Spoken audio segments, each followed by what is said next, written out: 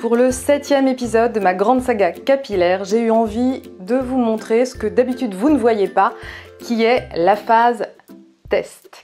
Alors, la phase test, qu'est-ce que c'est? La phase test, normalement, c'est justement la phase où j'essaye des choses nouvelles pour voir si ça marche. Alors, j'essaye sur moi. Si ça marche sur moi, je les communique, je les partage avec vous. Et là, j'ai eu envie de les tester en live parce que je trouvais ça amusant.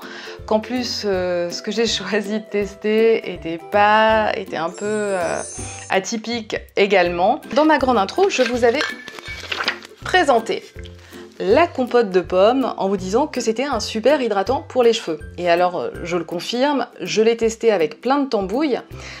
Donc quand je fais des préparations pour mes shampoings à base de farine de pois chiches, à base de poudre ayurvédique, c'est toujours bien d'ajouter un petit agent hydratant. Et j'ai ajouté une bonne cuillère de compote de pommes, entre autres. Voilà.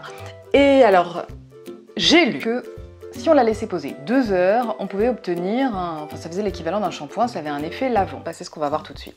La compote de pommes lave-t-elle les cheveux? Je vais essayer devant vous, voilà, c'est mon petit crash test. Je tente, j'ai les cheveux sales là, ils commencent à bien graisser. Donc je pense que c'est le moment.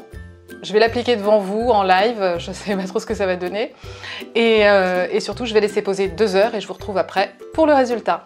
Le crash test de la compote de pommes. Allez, c'est parti. Alors, je sais pas si c'est hyper facile à appliquer, par contre j'y vais à la main. Allez-y. Ça rafraîchit. Elle est bien froide, elle sort du frigo. Alors je l'ai bien battue, j'ai bien battu la compote parce qu'on vous dit beaucoup de faire attention aux petits morceaux qui du coup après sont casse-pieds à rincer. Oh bah ça s'applique pas si mal. Je travaille demain. Donc Maya, si j'arrive les cheveux sales, j'espère que tu ne m'en voudras pas trop. Ouh là là, j'en mets partout. Ouh là là, beau. Ouais,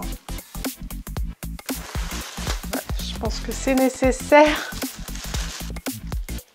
L'avantage, c'est qu'en même temps, ça vous fait un petit encart. Je ne sais pas si la compote de pommes a un effet lavant, mais alors je vais vous dire qu'on s'en fout partout. On se retrouve dans 1h55.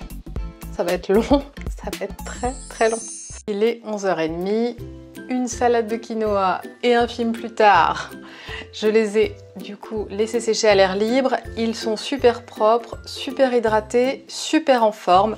Mais ça coulait pas mal pendant assez longtemps, pendant une bonne heure, j'avais quand même de la compote, malgré la charlotte, malgré la serviette, ça a quand même été un petit peu galère. La première erreur, ça a été de trop en mettre, pas plus de 150 grammes, l'équivalent d'un petit pot que vous pouvez acheter individuellement. La deuxième erreur, ça a été de ne pas terminer par un rinçage acide. Donc un tiers de vinaigre de cidre pour 2 tiers d'eau dans un contenant à vinaigrette ou une petite bouteille. Franchement, je pense que j'aurais pas eu ce problème de petits morceaux. Je vais me retourner, je ne sais pas si vous allez voir, sinon je vous mettrai une photo que je viens juste de prendre. Donc vers le haut du crâne, je n'ai pas tout enlevé, il y a des tout petits morceaux, ça ressemble à des micro-pellicules, donc il va falloir que je brosse pas mal pour enlever les petits morceaux. Je ne vais pas aller travailler les cheveux sales, ça c'est la bonne nouvelle quand même de la soirée. Alors, est-ce que je renouvellerai l'expérience? Mon verdict, oui, mais... Alors oui, la compote de pommes lave les cheveux, vous l'avez vu, ils étaient en pleine forme tout de suite après, mais ça n'a pas duré. Voilà, donc en pleine forme le lendemain, le surlendemain c'était déjà un peu moins ça. En revanche, j'ai été vraiment bluffée et hyper convaincue par l'effet hydratant. Donc je renouvellerai le masque pour son effet hydratant. Donc je pense refaire un masque sûrement un peu moins long la prochaine fois, en mettant beaucoup moins. Je pense que je l'utiliserai vraiment en masque hydratant et pas en shampoing. Et j'en appliquerai beaucoup moins, ça c'est sûr. Voilà, j'espère que cette vidéo vous a plu. Si vous avez aimé, n'hésitez pas à me laisser un petit like, ça fait toujours plaisir. Ou à vous abonner, ou les deux, pour découvrir de nouvelles recettes beautiful. Et la prochaine fois, je vous promets, c'est promis, ce sera beaucoup plus simple, ce sera beaucoup plus facile à appliquer.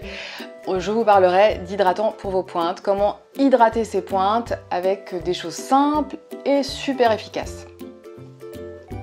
À tout bientôt. Ciao, ciao.